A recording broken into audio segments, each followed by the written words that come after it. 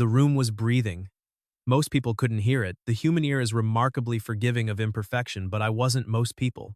I heard the 60-cycle hum of the improper grounding in the brass wall sconces, a low-frequency buzz that sat right in the middle of the audio spectrum like a jagged rock in a smooth stream.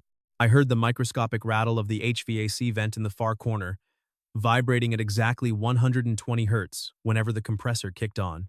I heard the distant, muffled thrum of the pool pump 3 rooms away, traveling through the concrete slab foundation like a ghost train. To me, the world was a cacophony of errors. My job was to delete them. I stood in the center of the screening room, holding my spectrum analyzer like a divining rod.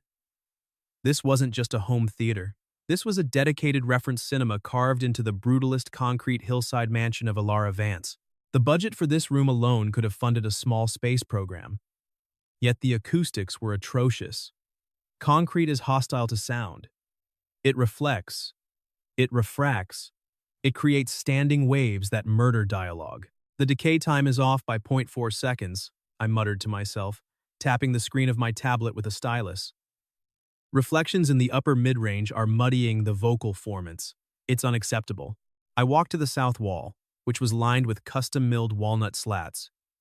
I reached out and adjusted the hidden acoustic panel behind the wood by 3 millimeters. I reran the pink noise test, a rushing static sound that swept through the room. I watched the graph on my analyzer. The spike at 2 kilohertzes flattened. Better.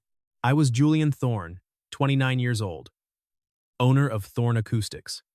I didn't care about the movies my clients watched. I didn't care about the celebrities they invited over to drink champagne and pretend to understand cinematography. I cared about the signal-to-noise ratio. I cared that when a pin dropped on screen, it sounded like a pin, not a hammer. I cared about the truth of the sound. The silence in the room was finally approaching my standard, a noise floor of roughly 20 decibels. It was a vacuum of sound, a sanctuary where the outside world ceased to exist. Then, the door opened, and the chaos walked in. Is it working? Please tell me it's working. If I have to watch this on my laptop again, I'm going to throw it into the canyon, and then I'm going to throw myself in after it. Ilara Vance didn't look like a movie star. At least, not the version I had seen on billboards driving up Sunset Boulevard. She was wearing gray sweatpants that were too long for her, pooling around bare feet. She wore a vintage band t-shirt stained with what looked like turmeric, and her hair, usually a glossy, golden cascade, was piled on her head in a knot that defied the laws of physics. She looked exhausted. She looked smaller than she did on the IMAX screen. She looked like a raw nerve ending. I didn't smile. Smiling introduces variables. It implies a social contract I wasn't there to sign. The system is calibrated, I said, my voice flat, cutting through her panic. I've tuned the equalization to compensate for the concrete walls. You should have near reference quality audio now. The isolation is at 98%. She stopped in the middle of the room, looking at the massive 40-foot screen, then at me. Her eyes were wide, dark, and shadowed by sleeplessness. Near reference? She repeated, her voice tight. I paid you a fortune for absolute reference, Julian. Near is the cousin of failure. Physics is a negotiation, Miss Vance. Concrete is a stubborn negotiator. I've reached a truce with the architecture. It is the best this room will ever sound without demolishing the foundation. She let out a breath that sounded like a tire deflating. She slumped, the tension draining out of her frame, leaving only fatigue. She walked over to the main control console, a sleek, leather-wrapped tablet embedded in the arm of the primary recliner. Okay, she whispered, rubbing her temple. Okay. Truce is good. Truce is fine. I can work with a truce. She looked up at me. You're done? You're leaving? The installation is complete.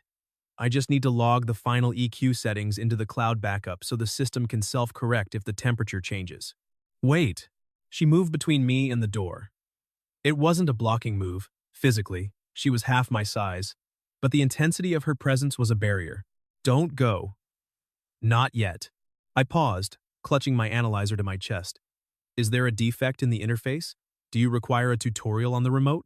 No, she said, wringing her hands. It's just, I need to test it.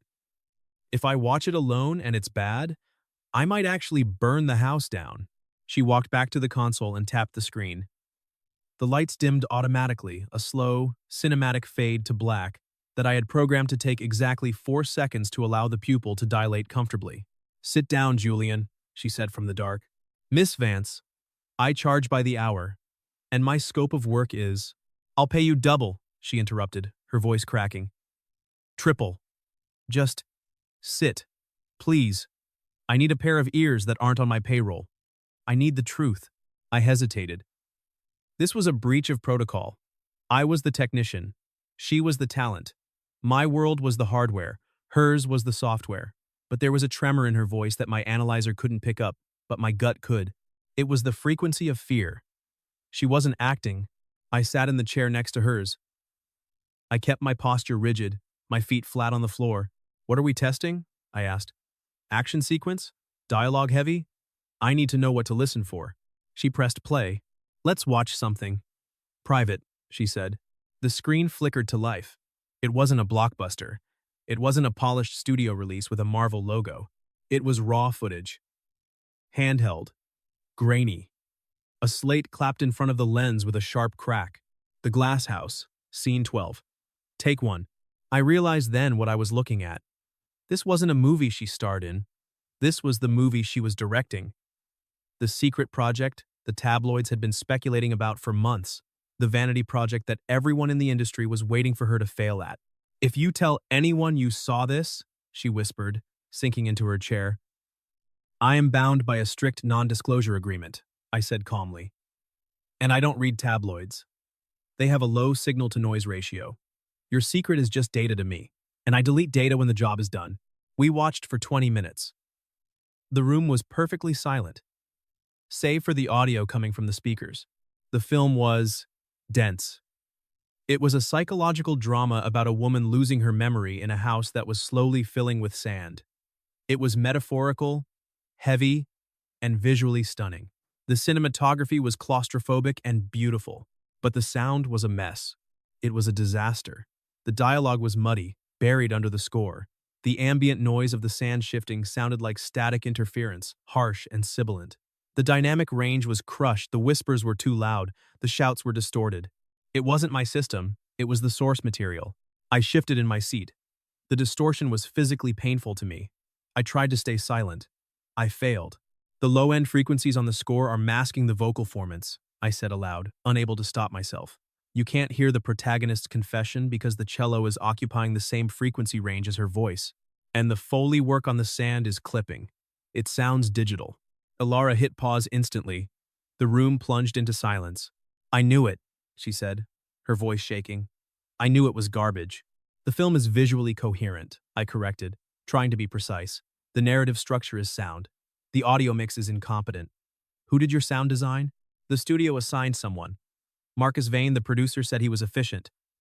They rushed the post-production. They want to release it in 6 weeks to qualify for festival season. Efficiency is the enemy of fidelity, I stated. You cannot rush resonance. She turned to me. In the low light of the standby screen, she looked terrified. The glamour was gone. She was just a creative person watching her work crumble. It's my debut, Julian. If this fails, everyone says actresses can't direct. They're waiting for me to faceplant. Marcus Vane is already talking about recutting it, taking it away from me. She ran a hand through her messy hair, pulling at the strands. He says it's too artsy. He wants to cut the silence. He wants to layer pop music over the quiet scenes to keep the audience engaged. He thinks the audience is stupid. My jaw tightened. Silence is a narrative tool. Removing it alters the data. It changes the meaning. Exactly. She turned to me, eyes wide, grabbing my arm. You get it. You understand. Vane thinks silence is just dead air. He thinks if nobody is talking, nothing is happening. Silence is the canvas, I said, looking at the frozen image on the screen. Without the noise floor, the dynamic range creates no emotional impact. You need the quiet to feel the loud. She stared at me. I have no idea what you just said, but it sounded poetic. It is physics. She laughed again, but this time it wasn't the polished laugh of a media tour. It was a relieved, messy snort. Julian, can you fix it? I am an acoustician, not a sound editor. I build the rooms, I don't paint the pictures. But you know what's wrong? You heard the masking. Whatever you called it. You have the ears. I have the raw stems on a drive. I have Pro Tools installed on the server you set up. She squeezed my arm. Her grip was surprisingly strong. Help me. Just for tonight. Show me what it's supposed to sound like. So I can fight them. So I can prove to Vane that the silence matters. I looked at her hand on my arm. It was warm, human, a variable I hadn't accounted for in my schedule. It bothered me on a cellular level to leave it like that. I need access to the source files, I said, standing up. And coffee. Black. No sugar. And if we do this, you do not touch the faders.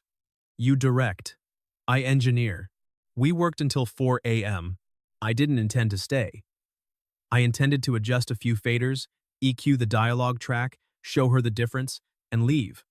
But once I opened the session files, I was offended. The mix wasn't just bad. It was a crime against acoustics. The dynamic compression was strangling the emotional performance. It was like watching a ballet in a straitjacket. I sat at the control console, my fingers flying over the virtual faders on the touchscreen. Alara sat on the floor next to me, hugging her knees, watching the screen like a hawk. Here, I said, isolating a track. Listen to the wind. It's competing with your voice. I'm going to notch out the 300 Hz frequency on the wind track. It will make space for the vowel sounds. I made the adjustment. I played it back. I don't remember my mother's face, the character on screen whispered. Before, the line was lost. Now, the wind howled around the words, not over them. The line landed with the weight of a stone dropping into deep water. It resonated. Alara gasped. Oh my God! I can hear her. I can hear the crack in her voice. Separation, I said. Every element needs its own space in the spectrum. You cannot have everything shouting at once. It changes everything, she whispered. She looked up at me, her face illuminated by the glow of the mixing board. I am a technician. You're a wizard with a spectrum analyzer. She stood up and stretched. Her shirt rode up slightly, revealing a sliver of pale skin at her waist. I looked away immediately, focusing on the VU meters, forcing my heart rate to remain steady. I'm starving, she announced. Do you eat? Or do you just consume sine waves and electricity? I require caloric intake to maintain cognitive function. Good. I make excellent grilled cheese. It's the only thing I can cook. We ate in the kitchen. It was a massive, marble mausoleum of a room, cold and imposing, but she made it feel small. She sat on the counter, swinging her legs, holding a sandwich that was perfectly golden. Why do you do this? She asked, biting into the crust. The sound thing. Why acoustics? Because the world is too loud, I said simply. Most people create noise. They fill every silence with chatter, with traffic, with static. I create quiet. I create the space where you can actually think. She stopped chewing. She looked at me with a softness that made my chest tight. Yeah, she said quietly. It is too loud. Everyone wants a piece of you. Everyone has an opinion on how you should look, what you should say, who you should be. It never stops. She looked down at her sandwich. Marcus Vane told me yesterday that I should stick to acting. He said, "You're a Ferrari, Alara. You're built to be driven. Don't try to be the mechanic." I put my sandwich down on the napkin. A Ferrari is a machine, I said, my voice hard. It requires maintenance. It requires respect. And the mechanic is the most important person in the garage because he understands how the engine works. Without the mechanic, the Ferrari is just a sculpture. I met her eyes. You are not the Ferrari, Miss Vance. You are the driver. Do not let him relegate you to being the object. She stared at me, her eyes filled with tears. She blinked them away rapidly, refusing to let them fall. Alara, she said. Excuse me? Call me Alara. Miss Vance's sounds like my mother, or a subpoena. That would be unprofessional. We are eating grilled cheese at 4 a.m. in my kitchen while you fix my life's work, Julian. Professionalism left the building 3 hours ago. We are in the trenches now. She hopped off the counter. She walked over to me. She smelled like turmeric and expensive perfume and burnt butter. Thank you, she said, for helping me find the signal. The signal was always there, I said, my voice low. It was just buried in the noise. I simply excavated it. The next week was a blur of double shifts. By day, I installed systems for hedge fund managers in Malibu who wanted theaters they would never use. By night, I drove up the winding canyon road to Alara's fortress. We became a shadow production team. She edited the video, I repaired the audio. We worked in the sanctuary of the screening room, insulated from the world by concrete and acoustic foam. We developed a shorthand. A look meant too loud. A tap on the desk meant cut there. But the outside world was encroaching. The deadline was looming. I arrived on a Tuesday evening to find the gate open. There were 3 black SUVs in the driveway, studio cars. I walked into the house. The silence I had cultivated was broken. Voices echoed from the living room, loud, aggressive, entitled voices. It's a disaster, Alara. The focus groups hate the pacing. They're bored. I recognized the voice. Marcus Vane, the studio head. I stopped in the hallway, holding my tool bag. I shouldn't be here. This was above my pay grade. I should turn around. The focus group saw a rough cut with bad audio. Alara's voice was shrill, desperate. Give me more time. I'm fixing it. We don't have time. The premiere is in 3 weeks. We're taking the edit. Alara, we're bringing in the A-team to salvage this. We're putting the music back in. We need this to test well in the quadrants. Or the board pulls the marketing budget. You can't. I have final cut. Read your contract, sweetheart. You have final cut pending studio approval of commercial viability. We've deemed it non-viable. We're locking the edit tomorrow. Hand over the drives. I walked into the room. I didn't decide to do it. My legs just moved. Alara was standing by the fireplace, looking cornered. Marcus Vane was sitting on her sofa, checking his phone, looking like a man who reduced art to a spreadsheet. Who the hell is this? Vane asked, looking at me. The pool boy. I am the acoustic consultant, I said, stepping forward. I didn't raise my voice, but I projected it. And your assessment of the audio fidelity is flawed. The focus group data is corrupted by poor playback conditions. Vane laughed. It was a dismissive, calculated sound. The acoustic consultant? Alara, are you letting the help give you notes on the cut? This is pathetic. Look, kid, stick to the speakers. Leave the filmmaking to the adults. Alara looked at me. She looked ashamed, not of me, but of being seen like this. Powerless, stripped of her agency in her own home. Julian, please go, she said softly. I haven't finished the calibration, I lied. The system requires. Go, she snapped. It was a command. I stopped. I saw the wall go up. She was protecting me. Or she was pushing me away because I was witnessing her humiliation. Understood, I said. I turned and walked out, but I didn't leave the property. I couldn't. I sat in my truck at the bottom of the driveway, watching the SUVs. I waited. I watched the clock on my dashboard. 8 p.m. 9 p.m. Finally, the SUVs left. Vane drove past me without even glancing at my truck. I pulled out my phone. I had installed a remote diagnostics app for her theater system. I could see the system status. System active. Source. Blu-ray. She was watching it again. Alone. In the dark. I tapped the screen. I couldn't fix her contract. I couldn't fight the studio. But I could fix her environment. I remotely accessed the lighting controller in the theater. I warmed the color temperature from a clinical 5000K to a soothing 2700K. I lowered the volume of the subwoofer so the bass wouldn't rattle her nerves. I activated the HVAC silent mode. It was a small act. A digital blanket draped over her from 100 yards away. I am watching, I thought. You are not alone in the dark. 2 days later, she showed up at my shop. Thorn Acoustics was a converted warehouse in the industrial district. It was clean, organized, and silent. It smelled of solder and sawdust. She walked in wearing giant sunglasses and a trench coat, looking like a spy from a bad movie. You have a nice noise floor in here, she said, looking around at the acoustic foam on the walls. It is optimized, I said, looking up from a crossover network I was soldering. Peace is a byproduct of efficiency. She took off the sunglasses. Her eyes were red. She had been crying. I'm sorry, she said. About Vane. About snapping at you. You were trying to help. He is a variable with high amplitude and low frequency, I said, putting down the iron. Annoying, but manageable. Did you give him the drives? He locked me out, she said, her voice trembling. They changed the codes to the editing bay on the lot. They're cutting the movie right now. They're turning it into a melodrama. They're adding a voiceover explaining everything because they think the audience is too stupid to understand visual storytelling. She leaned against my workbench, knocking over a small container of screws. She didn't notice. I feel like I'm disappearing. Like I'm just a face on a poster again. I picked up the screws, one by one.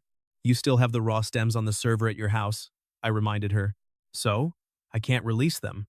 They own the distribution rights. So, we finish our version. The director's cut. We finish it for the archive. For the truth. And because contracts often have clauses about technical failure at premieres. She looked at me. What? I read the standard DGA contract last night, I said. If the studio print fails technical delivery specs during the premiere, the director has the right to substitute a backup source to ensure the screening continues. It is a fail-safe clause. Her eyes widened. You read the DGA contract? I like fine print. It is precise. Julian, you're suggesting we hijack the premiere? I am suggesting we have a backup ready, in case of technical difficulties. She walked around the bench. She stood in front of me. She reached out and touched the lapel of my work shirt. Her fingers brushed the fabric. You're weird, Julian. I am precise.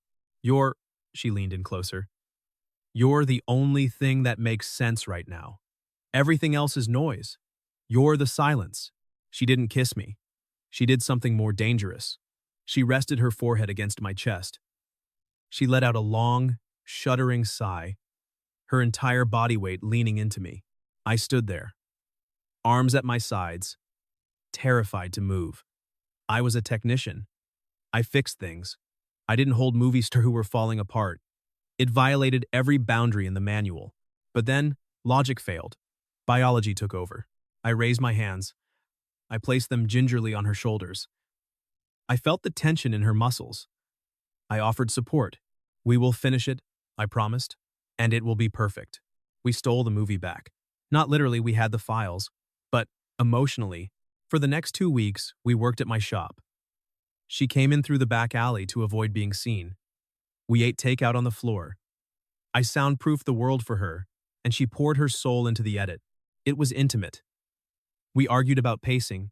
We laughed about Vane's incompetence. We shared a pair of reference headphones, our heads touching as we listened to the mix, breathing the same air. Then, the leak happened. It wasn't the movie. It was us. TMZ ran the photos. Grainy, long lens shots of Alara entering my warehouse late at night, me walking her to her car. Alara Vance's secret fling with blue-collar techie? Is she spiraling after studio clash? Sources say the actress is having a breakdown and dating the help. The narrative was set. She was crazy. I was the rebound, the distraction, the symptom of her failure. I saw the article on my phone. My stomach dropped. Alara saw it too. She went pale.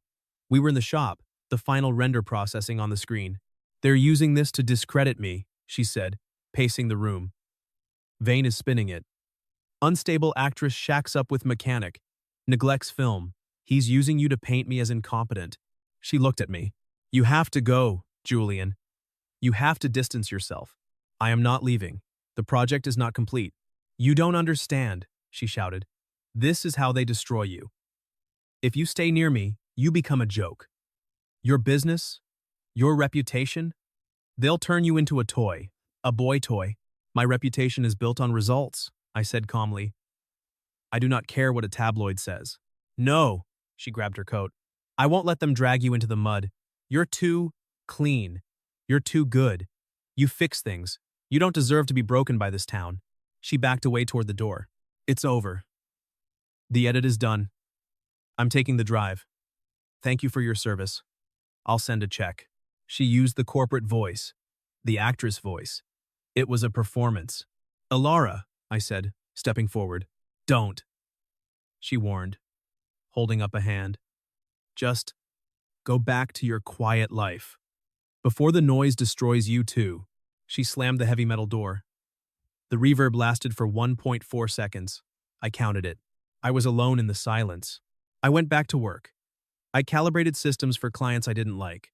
I ignored the paparazzi who camped outside my shop for 3 days before getting bored and moving on to the next scandal. But the silence felt different now. It wasn't peaceful. It was empty.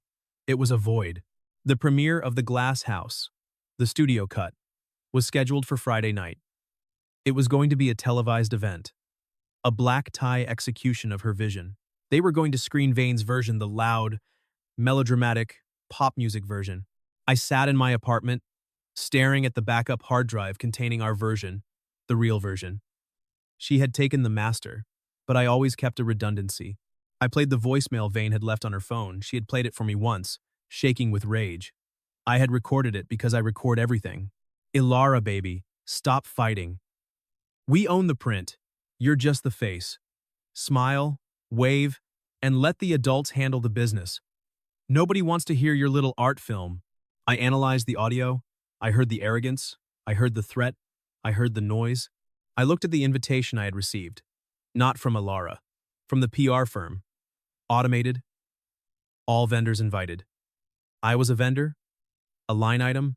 I looked at my suit hanging in the closet. I wasn't just a vendor. I was the architect of the sanctuary. And the sanctuary had been breached. I grabbed the hard drive. It was formatted as a standard DCP, digital cinema package. Encrypted. Professional. I grabbed my tablet. I grabbed my tuxedo. It was time to introduce a new variable into the system. The premiere was held at the Chinese theater. The noise floor was deafening, screaming fans, flashing cameras, the roar of the city. It was a sensory assault. I bypassed the red carpet. I didn't want to be seen. I used my vendor pass to access the side entrance, navigating the labyrinth of corridors toward the technical booth. The projectionist was a kid named Dave. He looked bored, scrolling on his phone. "I'm here to check the Dolby calibration," I said, walking in with the confidence of a man who belonged there. I flashed a badge that I had printed myself. It looked official. It had a barcode. "Miss, Vance reported a distortion in the center channel during the sound check." Okay," Dave said, barely looking up. "Just don't touch the server. Vane will kill me." "I am just checking the levels," I said.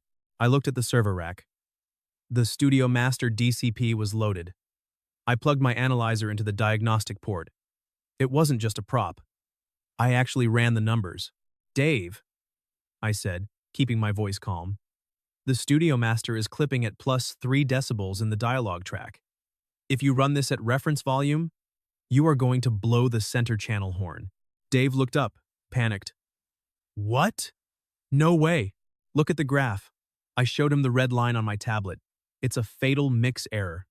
If you play this, the speakers will fail in reel 2. You will have a silent movie. "Oh God," Dave said. "I don't have a backup." "I do," I said smoothly. I pulled the hard drive from my bag. Miss Vance prepared a safety DCP with a compliant audio mix. Just in case. Dave looked at the drive. It was labeled The Glass House, Safety Master, 5.1 mix. "Is it the same cut?" Dave asked. "It is the compliant cut," I said. "Do you want to be the guy who blew the speakers at the premiere?" Dave shook his head. "Load it." I ingested the file. It took 3 minutes. I swapped the playlist. "You're a lifesaver, man," Dave said. "I am just a technician," I said. I slipped out of the booth and made my way to the balcony. My heart was hammering against my ribs, a variable I couldn't control. The lights went down. Ilara was sitting in the front row, next to Marcus Vane. Even from here, I could see the tension in her shoulders. She was rigid. She was bracing for impact. The screen opened. Silence. Absolute, heavy, calibrated silence. Then, the wind. The wind I had notched. The wind that sounded like a ghost.